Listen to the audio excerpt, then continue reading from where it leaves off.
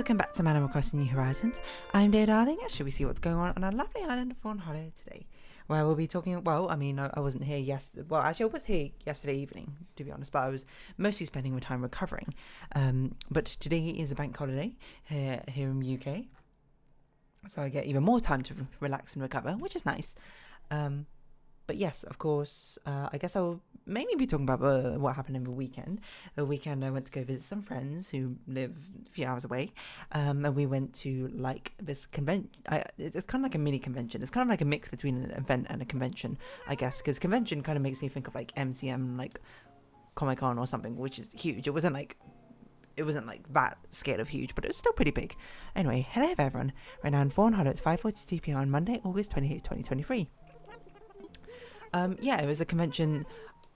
I think it was called gaming convention. It was technically to do with like board games and tabletop games and that sort of thing. It was basically a couple of friends and it was just like, hey, everyone wanted to do this, and I was like, sure, why not? I like tabletop RPGs. Why not give it a shot? Like, what do I think about board games? I'm fine with board games. They're not like my joie de vie or anything like that. I will play them. I will not. How do I put this?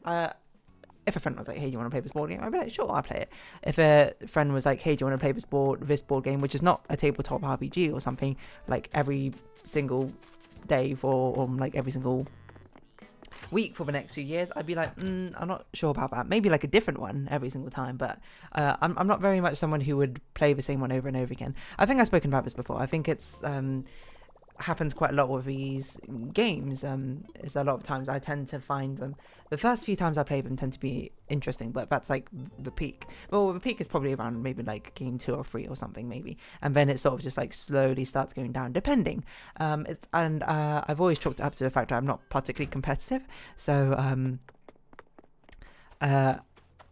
but I do like experimentation and like in coming up with interesting ideas and plans. So I tend to like coming up with like weird and strange strategies. But as I try all these strategies, or as I try all these strategies, or run out of interesting things to experiment with, then I start getting less interested in, because I'm not motivated by the desire of winning these sort of games. I think it's most evident with social deception games, because at least with the other games there's less of that sort of element. Social deception is kind of like on the crux of like it inherently competitive, I suppose, in the sense, and that's the most there is to it, and there's also got the element of like, lying, I suppose, which is, obviously in a recreational sense, but it's still, that sort of veneer of it being a game gets stripped away after a few games and such. I lose my interest in it, but it doesn't mean I don't like hanging out with my friends. First and foremost, it definitely takes priority over everything. But I'm definitely not a person who could marathon like 8 hours of board games in a day like I could with other things. I could probably marathon out some video games for like 8 hours a day, and I'd probably like die, but I would have the motivation, I suppose, for it. But board games, I don't know. I could probably play board games for a few hours, certainly, but the same one over and over again, certainly not my taste. But that's not here nor there, and you didn't really come for this like long justification for all of that or whatever. I don't know what I'm going to title this episode actually, but I guess we'll find out via talking. But yeah, we went to this convention, and I think it's cool. I think it's cool to see all the board game sort of things which are going on. We actually we didn't actually play any board games, I think, at the convention. Mainly there was just like a load of like artists and like creators who set up their own like stores and stands at this like convention. Like there's a term for it. Oh, what is this on my table? Is this mascara? There might be some mascara. I'm not really sure. Black ink? I don't know. I've got no clue what that is. That's very strange. Well, that's gone now. But who set up some like stalls at their tables and that sort of thing, and sold things. Again, I'm not really someone who like tends to buy things all that much, I think I said this before. I tend to be quite a cautious buyer in the sense where I tend to like turn things over, and a lot of my mind will be like, do I want this? I'm not really an impulse buyer, I suppose. I'm sure part of that's also due to me being a bit of a collector in the first place. Why I know myself, I'm like, I shouldn't just like buy every single thing I see. That would be, I kind of need to train my impulse control. Otherwise, I would end up buying like everything, and that would be a poor control of my money. So I'm not. I tend to be quite, I'm not sure stubborn's the right word, but like I guess I will use the word stubborn when it comes to buying things that like I just don't tend to as much as you might expect. or as much as the average person. But it was really cool to see what everyone made. There was a lot of cool things, a lot of cool artists who made a lot of stuff. Obviously, everything had quite a strong sort of like tabletop board game sort of slant. There was a lot of stores of like, areas people setting up their own board games or card games playing. I didn't actually play any of them because I guess I wasn't really that interested. I was kind of more interested in what people had created, to be honest. There was a lot of cool things. There was a lot of dice being sold. I didn't buy any dice because I already have like 5 sets of dice. I don't need any more at the moment. So I would see it as rather excessive, if anything. So, you know, I've got my collection. The thing I was possibly interested in getting was like a dice tray, because I saw there was like this kind of cool one. It was like a mini dice tray essentially, which is basically doubled as a holder for a set of dice and could also be used as like a dice tray. And it had like a really pretty pattern of like a moon and a rabbit on the front. There were some other ones of like a fox and that sort of thing. And I actually said this, I think, to a friend, where they had different types of wood and different types of like patterns on it. Where I was like, I would have bought this if this like, but they had like this really pretty redwood looking thing. I don't think it was actually redwood, mind you, but it was probably some sort of tree wood which was red, but I don't know many, so I can't really comment on what that was. But I was like, I would buy one of these boxes if it had this decal on this wood, which they didn't have. So I was like, oh well, not that big a deal. I did buy something though. What ended up happening was I ended up passing a creator, and I was like reading what they're, because they all have like these posters behind them being like whatever they're talking about is, and I was reading it and I was like, oh, and I was seeing someone like get a demonstration, and I just said like aloud to a friend like, oh, this is like tarot cards with characters or something, and then but you know, the person who was running that store was fantastic. And they immediately snapped up, I suppose, that opportunity to, you know, I guess, not give like a sales pitch per se. Like, I think everyone sort of inherently understands when you're at this con, but people the sellers are obviously trying to sell things, and the buyers are looking for things to buy. So there's like an inherent dynamic. I'm not going to be like, wow, I can't believe they tried to sell me something about how exploitive. No, of course not. That's what we're all signed up for. But it was really cool, actually. They gave like this storytelling sort of tarot thing where we drew like 4 cards and like a character was built from it, and they were like really good at engaging with us and telling a story, and I was like, okay, that was really impressive. Like, I'm gonna buy one of your goods now just because that was really cool. Currently it's with my friend because they want, well, okay, I'm not going to frame it because if they watch this they're going to be upset, but she was like, you know, I don't know if we really, I kind of want to see this deck, but obviously I was the only one who bought one of the decks. They both bought like these character like illustration things afterwards, which were really cool character illustrations, I'm not going to lie. And I basically lent it to her so she can look for it, and then she'll return it at some point. I don't know. No, I'm not really in a rush or anything. It's not going to be it's very much something I sort of bought to be like, yeah, that was a really cool like experience. I basically bought it for the experience.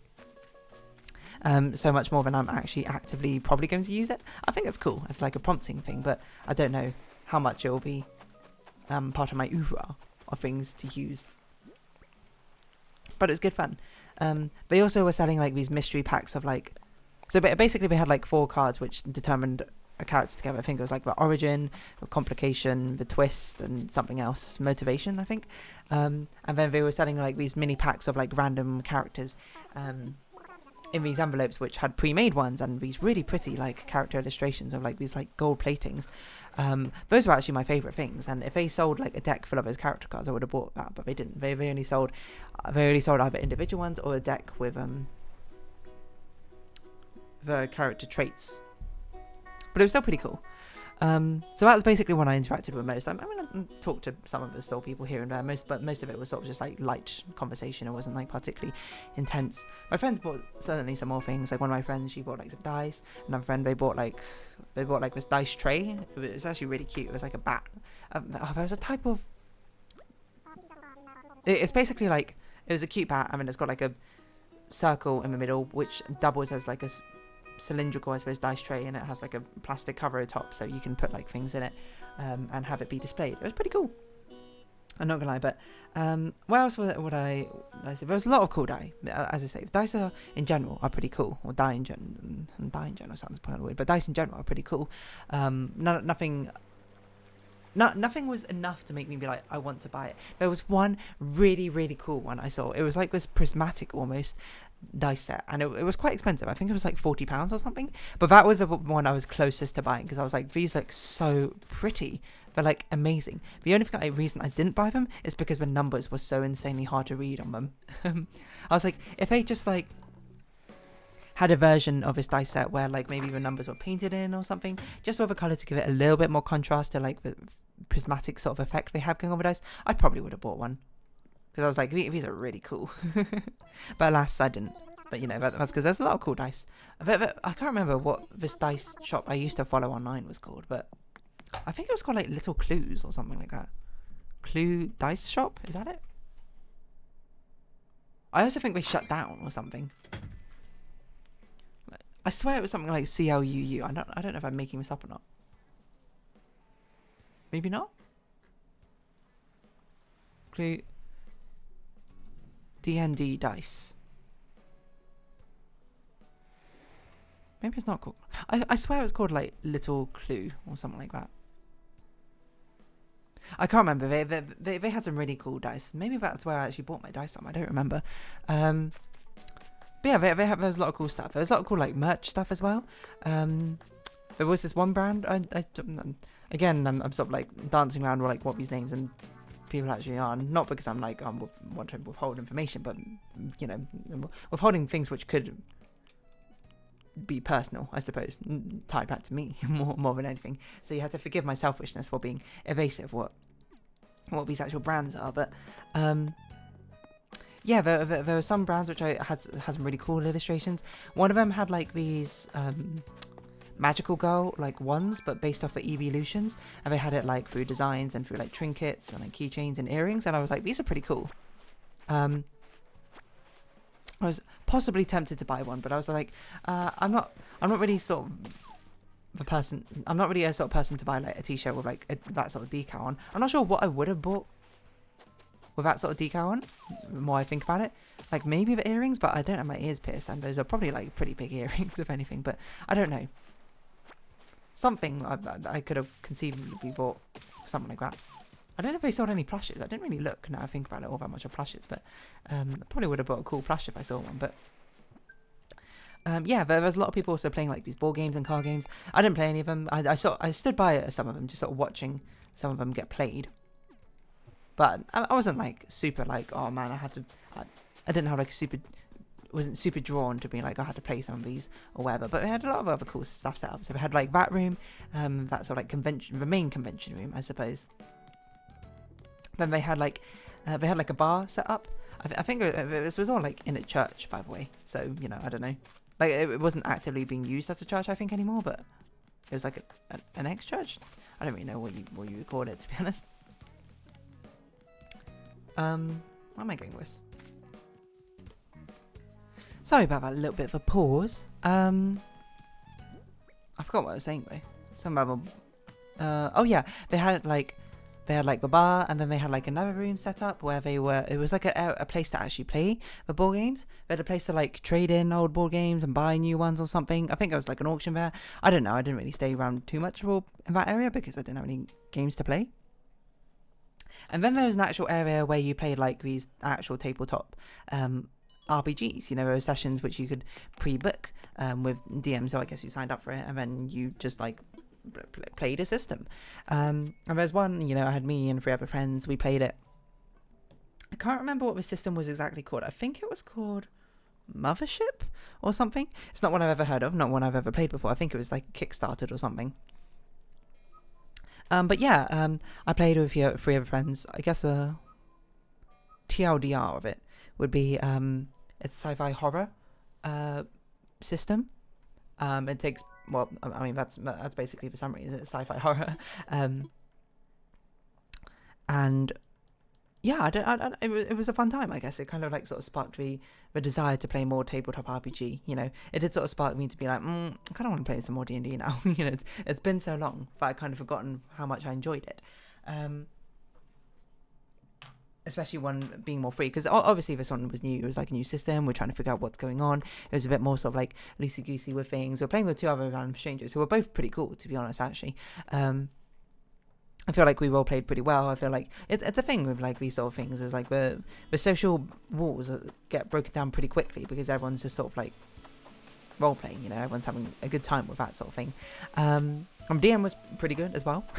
It was pretty cool. He had good descriptions of that sort of thing. He's very good at like guiding us and like letting us know what to do without being like controlling and like strict railroading. Obviously, there's some to be expected. We only had like 4 hours to play and had a good time.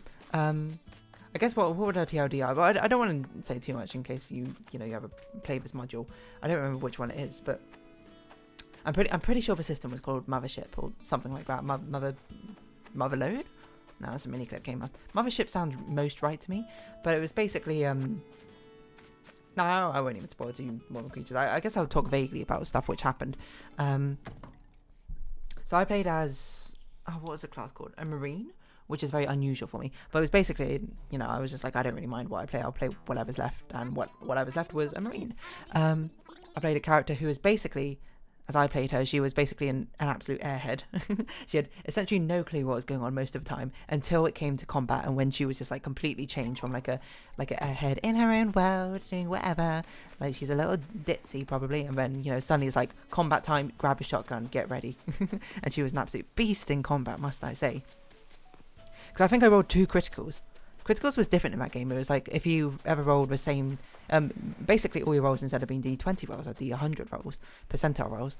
If you ever roll like a double digit, not a double digit, but 2 of the same, 2 of the same digit, it'd be a critical. And if it succeeded, it would be a critical success. Otherwise, it was a critical failure.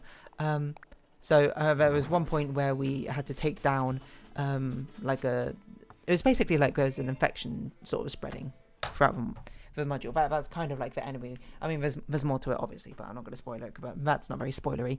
We had to take down the scientist, and it turns out that, I used like an improvised weapon, I suppose is what I'll say, and then I got straight up 0, which is weird, because I thought, the dice was D1 to D100, so the fact I rolled 2 zeros, I felt like should have been counted as a critical fail rather than a critical success, but apparently the way it works in the system is that counts as 0, not 100, so I was like, whoa, okay.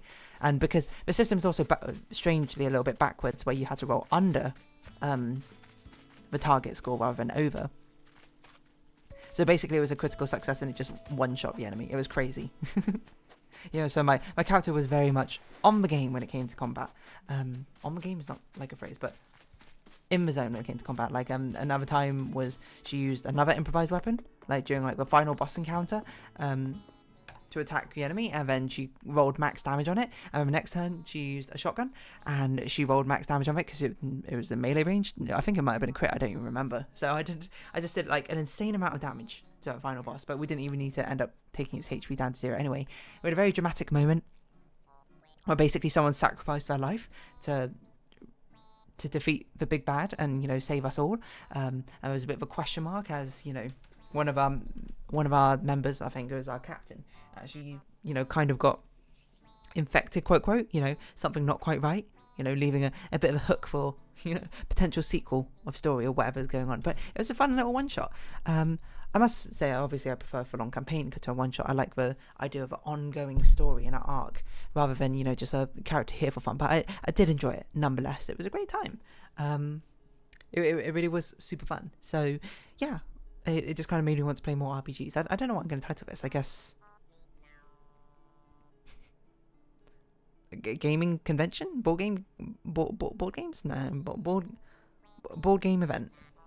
That sounds a bit boring, but also we got rid of our sit emote. Bring it back, bring it all back to you. But yeah, on that note, I think I'm going to round this episode off here. So if you have been watching, thank you very much. It's been Animal Crossing New Horizons. I've been Dear Darling. Likes, comments, subscription, shares, greatly appreciated. Twitter, Discord down below. Hope to see each other again. But for now, it's our farewell. So until next time, bye bye for now.